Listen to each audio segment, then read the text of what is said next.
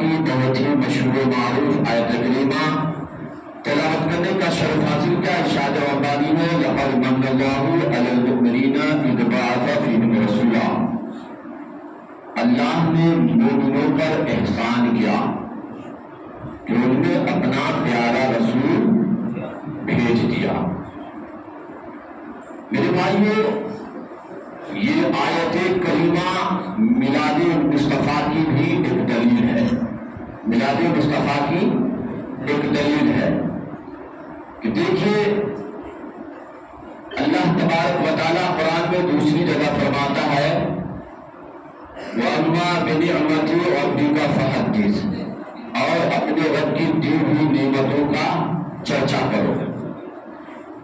ایک جگہ اور فرماتا ہے وَإِن تَعُدُّوا نِعْمَتَ اللَّهِ لَا تُحْصُوهَا، اور تم اس کی دی ہوئی نعمتوں کو، اللہ نے تمہیں جو نعمتیں دی ہیں ان نعمتوں کو شمار کرنا چاہو تو شمار نہیں کر سکتے. شمار تم گننا چاہو تو گن.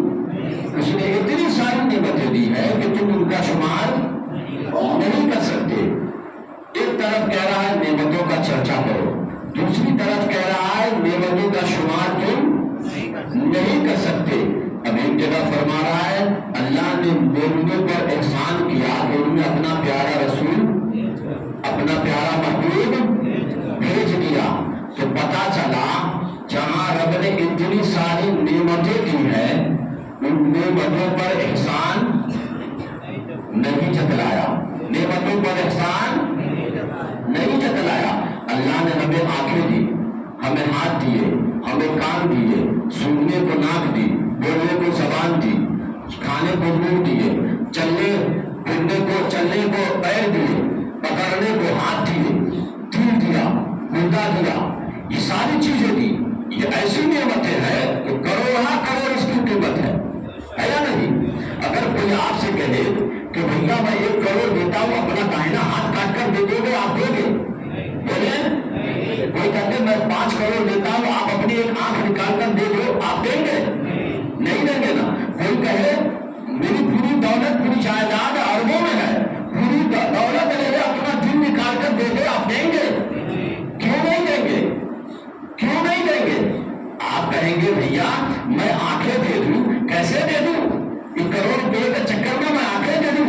اللہ نے ایسی نعمتیں دی ہے کہ اسی نعمت کے ذریعے میں رب کا کلام کرتا ہوں، اور اسی نعمت کے ذریعے جو دل میں جو تمنا بستی ہے مدینے کی زیارت ہو جائے، سنہری جانب پہ حاضری ہو جائے، اور سرکار کے روزے کی زیارت ہو جائے، اور کبھی خواب میں سرکار کی زیارت ہو جائے. جب میں آنکھ تمہیں دے دوں تو پھر روزے کی زیارت کیسے کروں گا؟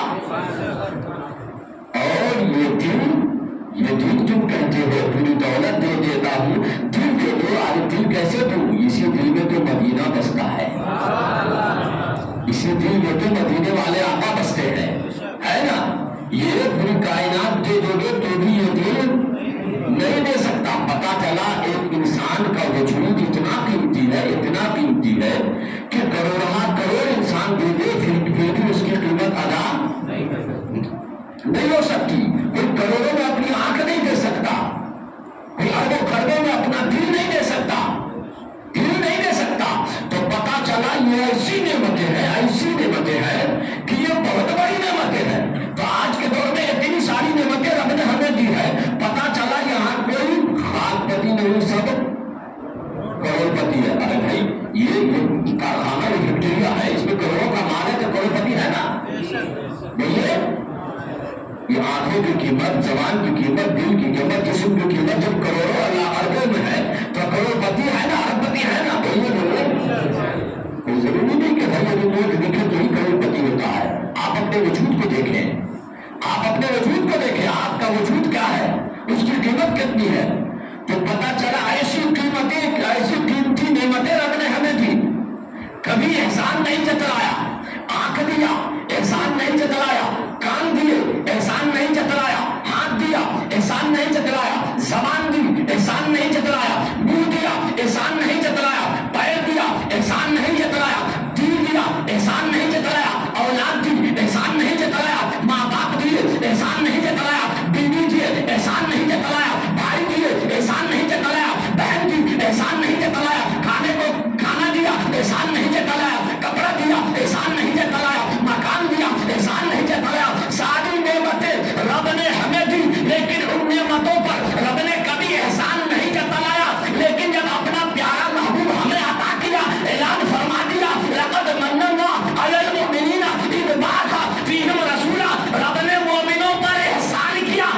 نے اپنا پیارا حبیب بھیج دیا، پتا چلا ساری نعمتیں ایک طرف مصطفیٰ کی ذات ایک طرف، کیونکہ ساری نعمتیں مل کر بھی مصطفیٰ کی برابری نہیں کر سکتی ہے. ساری نعمتیں نعمت ہے، مصطفیٰ کی ذات نعمت عظمیٰ ہے. تو رب نے اتنی ساری نعمتوں پر احسان نہیں جتلایا، لیکن محبوب دیا، احسان جتلایا. ارے آج ہمیں کوئی احسان ہم پہ کرے، جتلائے نہیں، پھر بھی شکریہ ادا کرتے ہیں. رب نے تو محبوب بھیج کر احسان جتلایا، پھر ہم کیوں نہ شکریہ ادا کریں.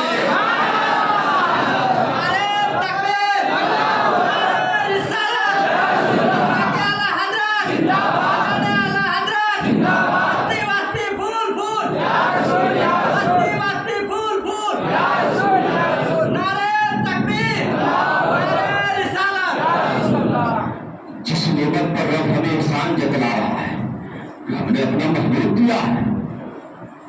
کوئی معمولی بات نہیں ہے، یہ معمولی بات نہیں. کوئی اپنا محبوب بتاتا نہیں، کوئی اپنا محبوب دکھاتا نہیں، بتاتا نہیں، دکھاتا نہیں. رب نے تو عطا کر دیا ہے، رب نے تو اپنا محبوب عطا کر دیا. ہم کسی کو اپنا محبوب بناتے، کسی سے محبت کرتے، چھپا کر رکھتے ہیں، کسی کو نہیں بتاتے، کسی کو نہیں دکھاتے. ارے رب نے تو دے دیا ہے، عطا کر دیا ہے. کم بڑی نعمت ہے، بتائیے کم بڑی نعمت ہے. تو پھر جس نعمت پر جس تمام نعمتوں کا چرچا کرنے کا حکم رب دے رہا ہے، تم اپنے رب کی دی ہوئی نعمتوں کی چرچا کرو، چرچا کرو. اب جس نعمت پر احسان جتلا رہتا ہے اس کا چرچا نہ کرے. بولیے بولیے، جس نعمت پر رب احسان جتلا رہا ہے، کیا اس نعمت کے ملنے پر کیا اس نعمت کا چرچا نہ کرے؟ بولیے، کرے یا نہ کرے؟ بولیے. کیا اس نعمت کا چرچا کرنا گناہ ہے؟ کیا اس نعمت کا چرچا کرنا شرک ہے؟ کیا اس نعمت کا چرچا کرنا بدعت ہے؟ ارے اس نعمت کا چرچا کرنا یہی تو میلاد مصطفیٰ ہے، یہی تو میلاد ہے. آج آپ سے کوئی پوچھے، سمپل سا جواب سکھاتا ہوں، سمپل سا جواب. نہ لوگ نہ چھوڑ، نہ لوگ نہ چھوڑ، نہ بحث نہ مباحثہ. سیدھی سی بات کہ بھائی تم میلاد کیوں مناتے ہو؟ میلاد کیوں مناتے ہو؟ تو بولے الحمدللہ ہم مسلمان ہیں اس لیے میلاد مناتے ہیں. ہم مسلمان ہیں اس لیے کیوں ایسی کیسی بات کرتے ہو؟ ہم مسلمان نہیں کا سن. رب نے فرمایا، رب نے لقد من اللہ علی المؤمنین اذ بعث فیہم رسولا. رب نے اللہ نے مومنوں پر احسان کیا کہ اپنا محبوب بھیج دیا ان میں. تو یہ احسان رب نے مومنوں پر کیا ہے. تو جس کے اوپر احسان کیا ہے وہ خوشیاں منا رہا ہے. جس کے اوپر احسان کیا وہ کون ہے؟ مومن مسلمان ہے. کون ہے؟ بولیے بولیے، مومن مسلمان ہے. اب جو اپنے آپ کو مومن مسلمان سمجھتا ہے، اس محبوب کی آمد پر میلاد مناتا ہے، خوشیاں مناتا ہے، احسان کا ہدیہ تشکر پیش کرتا ہے. جو مومن نہیں سمجھتا اس کا عمل جانے. نہ منانے والے وہ اپنے آپ کو کیا سمجھتے ہیں میں نہیں کہوں گا، میں نہیں کہوں گا وہ کیا ہے. ہم مسلمان ہیں چونکہ اللہ نے ہم پہ احسان کیا ہے محبوب بھیج کر. ہم مسلمان ہیں چونکہ اللہ نے ہم پہ احسان کیا ہے تو ہم خوشیاں منا رہے ہیں، ہم ہدیہ تشکر پیش کر رہے ہیں. جو نہیں منا رہے وہ کیا ہے وہ سمجھے، وہ سمجھے. کیونکہ مومن جو ہوگا وہ میلاد منائے گا. اور یہ میں نہیں کہہ رہا ہوں مسلمان جو ہوگا وہ میلاد منائے گا، یہ میں نہیں کہہ رہا ہوں. اس آیت کے تحت بخاری شریف کی شرح بہت پرانے محدث حضرت امام قسطلانی علیہ رحمہ مواہب الدنیا میں آپ نے لکھا ہے اس آیت کے تحت کہ شروع سے زمانے قدیم سے یہ معاملہ رہا کہ میلاد النبی اہل اسلام مناتے رہے.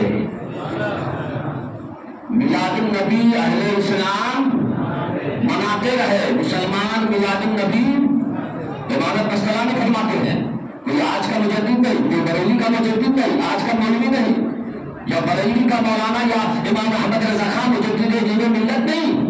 جو آج لوگ کہتے ہیں یہ بریلی لوگ یہ جب سے مولانا احمد رضا آئے تب سے یہ میلاد آیا، نہیں، میلاد تب سے نہیں. امام قسطلانی اب ان کی کتاب پڑھے، بخاری شریف کی شرح سب سے پہلے انہوں نے لکھی ہے. اس کتاب کا آپ مطالعہ کریں. آپ لکھتے ہیں کہ میلاد النبی منانا مسلمانوں کا شمارہ شروع سے زمانہ قدیم سے مسلمان اہل اسلام میلاد النبی مناتے رہے، اور جہاں اہل اسلام میں اور بہروپیے میں پکے سچے مسلمان میں آدمی بہت سے مسلمان ہیں، ناموں نہاد کے مسلمان، ایک پکا مسلمان ایک کچا مسلمان، سمجھ رہے نا؟ کئی طرح کے مسلمان ہے، مومن ہے منافق ہے، منافق بھی داڑھی رکھتا ہے، نماز پڑھتا ہے، اذان پڑھتا ہے، کرتا پاجامہ پڑھتا ہے، قرآن پڑھتا ہے، منافق بھی یہ سب کرتے ہیں۔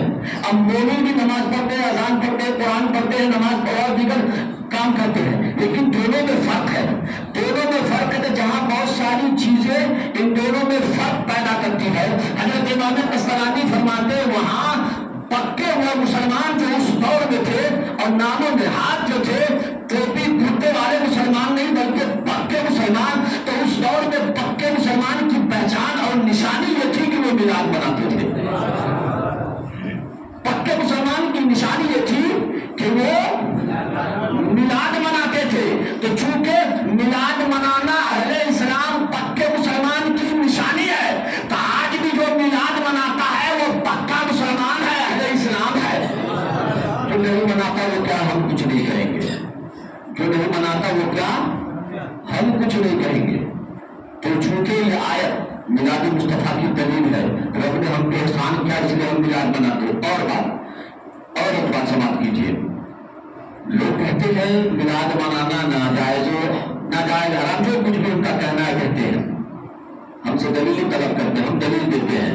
الحمدللہ ہمارے علماء نے، ہم نے قرآن سے بھی جہاں تک ہو سکا ہمارے علماء دلیل دیتے ہیں، احادیث سے بھی میلاد شریف کو ثابت کیا ہے، صحابہ سے بھی ہے، چونکہ میلاد تو رب کی سنت ہے، مصطفیٰ کی سنت ہے اور مصطفیٰ کے صحابہ کی بھی سنت ہے، یہ سب ثابت ہے، یہ سب ثابت ہے، ہم نے اس سے بھی احادیثیں پیش کی ہے۔ لیکن ہاں ایک بات اور بتا دیتا ہوں، دیکھیے کسی چیز کا جائز ہونے، جائز چیز کے لیے دلیل ضروری نہیں ہے، ناجائز کے لیے دلیل ضروری ہے، ناجائز کے لیے دلیل قرآن میرا فرماتا ہے حرمت علیکم امہاتکم و بناتکم و خواتکم و اماتکم و خالاتکم و بنات الاخ و بنات الاخت و امہاتکم اللاتی ارضعنکم و خواتکم من الرضاعۃ و امہات نسائکم و ربائبکم اللاتی فی حجورکم من نسائکم اللاتی دخلتم بهن فإن لم تكونوا دخلتم بهن فلا جناح علیکم وحلائل ابنائکم الذین من اصلابکم وان تجمعوا بین الاختین۔ چوتھا چھٹویں پارے کی آخری صفحے کی آیت ہے، آخری رکوع کی آیت ہے، ایک دم اینڈنگ کی آیت ہے، آپ پڑھ لیں اس کا ترجمہ۔ 13 رشتے ایسے ہیں، 13 لوگ ایسے ہیں جن سے ہم نکاح نہیں کر سکتے، جن سے شادی نکاح کرنا حرام ہے۔ 13 لوگ ایسے ہیں، ماں ہے، بیٹی ہے، بہن ہے، اور بہن کی بیٹی ہے، بھائی کی بیٹی ہے، خالہ ہے، پھوپھی ہے، اس طریقے سے 13 رشتے ہیں۔ 13 رشتوں کا ذکر رب نے اس میں کیا ہے کہ ان 13 رشتوں سے تم نکاح نہیں کر سکتے۔ یہاں جس سے نکاح ناجائز و حرام ہے رب نے اس کا ذکر کیا، جس سے نکاح حلال ہے اس کا ذکر نہیں کیا۔ پتا چلا ان 13 رشتوں کے علاوہ جو ہے اس سے نکاح جائز ہے نا؟ یہاں ناجائز کا ذکر ہے کیونکہ ناجائز کے لیے دلیل چاہیے، ناجائز کے لیے دلیل چاہیے، رب نے دلیل دے دی ان 13 رشتوں، ان 13 لوگوں سے تمہارا نکاح نہیں ہو سکتا۔ اس کے علاوہ جو ہے پتا چلا وہ سب نکاح کے لیے، ان سب سے ہم نکاح کر سکتے ہیں، ان سے نکاح جائز ہے۔ اور آگے آئیے پہلے بار میں وَقُلْنَا يَا آدَمُ اسْكُنْ أَنْتَ وَزَوْجُكَ الْجَنَّةَ وَكُلَا مِنْهَا رَغَدًا حَيْثُ شِئْتُمَا وَلَا تَقْرَبَا هَٰذِهِ الشَّجَرَةَ۔ رب نے فرمایا آدم سے کہ آدم جنت میں ہو، سو جو چاہو کھاؤ پیو، لیکن یہ درخت کے پاس مت جانا۔ یہ نہیں کہا کہ انگور کھاؤ، سیب کھاؤ، یہ کھاؤ، وہ کھاؤ، وہ کھاؤ، وہ کھانے کی تفصیل بیان کی۔ تفصیل کس کی بیان کی؟ شجر ممنوع، جس درخت کو رب نے کھانے سے منع کیا تھا اس کے بارے میں رب نے فرمایا وَلَا تَقْرَبَا هَٰذِهِ الشَّجَرَةَ، اس کے قریب بھی مت جانا، اس درخت کے قریب بھی مت جانا۔ پتا چلا جائز چیز کے لیے دلیل نہیں، ناجائز کے لیے دلیل ضروری ہے۔ تو اگر تم میلاد مصطفیٰ کو ناجائز و حرام کہتے ہو اور قرار دیتے ہو، تم دلیل پیش کرو۔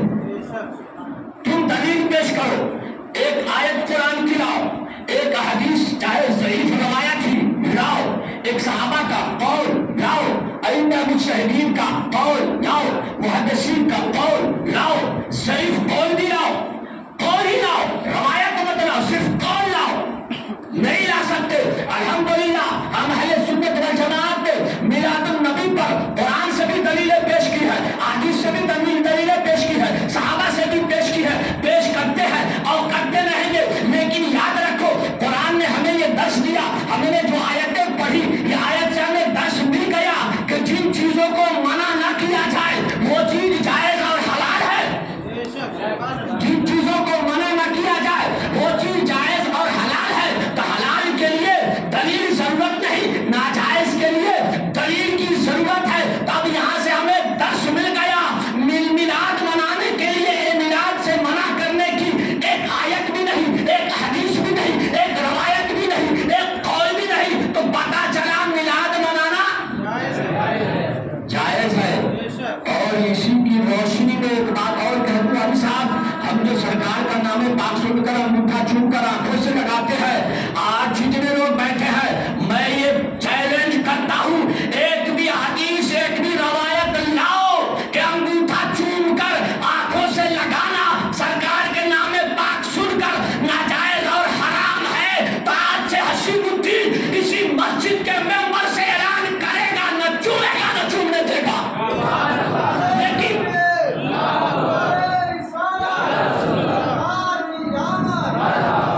لیکن چومنے کی حدیثیں ہیں، چومنے کی حدیثیں ہیں، یہ دلیل ہے۔ پتا چلا ناجائز چیز کے لیے دلیل چاہیے، تم ناجائز بتاتے ہو، دلیل پیش کرو، نہیں پیش کر سکتے تو قرآن کے ان آیت کی روشنی میں مل گیا کہ ہمارا چومنا بھی جائز ہے، ہمارا چومنا بھی، ہم خطبہ ہم تکبیر بیٹھ کر سنتے ہیں، جماعت کھڑی ہونے سے پہلے تکبیر بیٹھ کر سنتے ہیں۔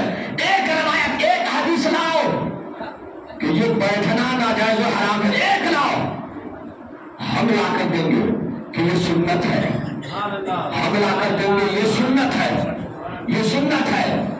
اگر تم اسے نہیں مانتے، ضعیف قرار دیتے ہو، تو قرآن کے ان آیات کی روشنی میں جو چیزیں ناجائز و حرام ہے رب نے اس کا ذکر کیا ہے، تم بھی ناجائز کرتے ہو، دلیل لاؤ، نہیں لا سکتے۔ ان کے مولوی اشرف علی تھانوی صاحب، ان کی کتاب ہے بوارد النوارد، بوارد النوارد، ان کے انتقال سے 17 دن پہلے یہ کتاب مکمل ہوئی ہے۔ اشرف علی تھانوی صاحب کے انتقال سے مرنے سے 17 دن پہلے یہ کتاب انہوں نے مکمل کیا لکھ کر۔ اس میں ان سے سوال کیا گیا کہ اللہ تعالیٰ نے جو ولیوں کی ڈیوٹی لگائی ہے ایریا وائز، کہ یہ فلاں یہ اتنا ایریا فلاں ولیوں کے اس میں ہے، ان کی ڈیوٹی ہے، وہ سنبھالے بیٹھے ہیں، فلاں ایریا فلاں ولیوں کی ڈیوٹی میں ہے۔ اب جیسے کہ اگزامپل لے لیجیے، آج کے دور میں ہندوستان کے راجا کون؟ راجا خواجہ غریب نواز کی ڈیوٹی ہے پورے ہندوستان پر، ہے نا؟ جس طریقے سے ایریا وائز ہے، ایریا وائز رب نے ولیوں کی ڈیوٹی لگائی ہے۔ اشرف علی تھانوی صاحب سے پوچھا گیا آپ بتائیں کیا یہ جائز ہے؟ آپ نے فرمایا سنو، اس کے جائز ہونے کی دلیل یہی ہے کہ یہ ناجائز ہونے کی اس کی کوئی دلیل ہی نہیں ہے۔ اس کے جائز ہونے کی دلیل یہی ہے کہ اس کے ناجائز ہونے کی کوئی دلیل نہیں ہے۔ سوال کیا گیا اسی کتاب میں کہ لوگ نالین پاک بناتے ہیں، ہم لگاتے ہیں، ابھی ہمارے بچہ ہمارا شاگرد ہے اور دیکھیے وہ بچہ ادھر آ جا بیٹا، ادھر آ جا، رجوع بھی نہیں دکھا راجا، یہ دیکھیے یہ نالین پاک ہے، یہ نالین پاک، یہ نالین پاک ہے، سرکار کا نالین کا نقشہ، بیٹھ جائیے بیٹا۔ یہ اس میں سوال کیا گیا، ہم یہ لگاتے ہیں، لوگوں کو اعتراض ہوتا ہوگا یہ کیا ہے، ان سے سوال کیا گیا یہ نالین بنا کر اس میں نقش و نگار کر کے اسے تحفتاً لوگوں کو دینا اور جسم پہ سر پہ سجانا کیا ناجائز و حرام ہے؟ کہا اس کے جائز ہونے کی دلیل یہی ہے کہ اس کے ناجائز ہونے کی کوئی دلیل نہیں ہے۔ یہ ہم نہیں کہہ رہے ہیں، اشرف علی تھانوی صاحب لکھ رہے ہیں، اپنے مرنے سے 17 دن کے پہلے جو کتاب انہوں نے مکمل کی اس میں لکھا انہوں نے۔ سوال کیا گیا کہ نالین مصطفیٰ کا نقشہ بنا کر اس میں رنگ و روغن اور جو کچھ بھی بھر کر کے اسے لوگوں کو تحفے میں دینا، بانٹنا، سر پہ سجانا، کیا یہ جائز ہے؟ کہا اس کے جائز ہونے کی دلیل یہی ہے کہ اس کے ناجائز ہونے کی کوئی دلیل نہیں۔ تو پتا چلا جس چیز کے ناجائز ہونے کی کوئی دلیل نہیں وہ چیز جائز ہے۔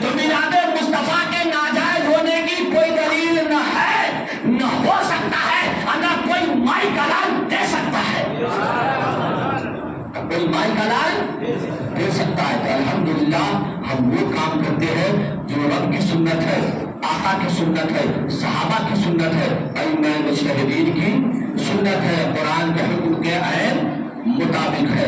تو میرے بھائیوں، رب تبارک و تعالیٰ کی بارگاہ میں دعا ہے اللہ تبارک و تعالیٰ ہم مسلمانوں کے اوپر یہ میلاد النبی صلی اللہ تعالیٰ علیہ وسلم اور یہ ماہ مبارک کی فیض و برکات سے ہم سبوں کو مالا مال فرمائے.